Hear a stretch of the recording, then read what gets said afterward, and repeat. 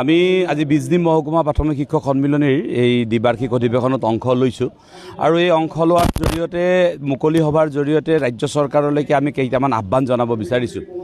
প্ৰথম কথাটো হ'ল যে এতিয়া শিক্ষক কৰ্মচাৰীসকললৈকে অসম চৰকাৰে 2% দিয়ে দিলে, কিন্তু সেই 2%ৰ যি এৰিয়াৰৰ ধন দিব নে নিদিয়ে ৰাজ্য চৰকাৰ মৌন হৈ আছে।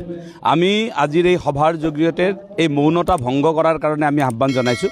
দ্বিতীয়তে ৰাজ্যখনৰ স্নাতক শিক্ষকসকলৰ পৰা কাঢ়ি লৈ যোৱা কাঢ়ি নিয়া সৰ্বানন্দ সোণোৱালদেৱৰ চৰকাৰৰ সময়তে কাঢ়ি নিয়া গ্ৰেড পে 8,700 টকাৰ প্ৰসংগ অহা আগষ্ট মাহৰ ভিতৰত সমাপন কৰি সকলোখিনি প্ৰাপ্য ঘূৰাই দিয়াৰ কাৰণে আমি দাবী জনাইছোঁ। অন্যথা আমি অহা ছেপ্টেম্বৰ মাহৰ এই বিষয়টোক লৈ শিক্ষকৰ সকলো শিক্ষক সংগঠনৰ প্ৰতিনিধিৰ সৈতে একেলগে সন্মিলিতভাৱে আমি ৰাজপথলৈকে ওলাই আহিবলৈ বাধ্য হ'ম।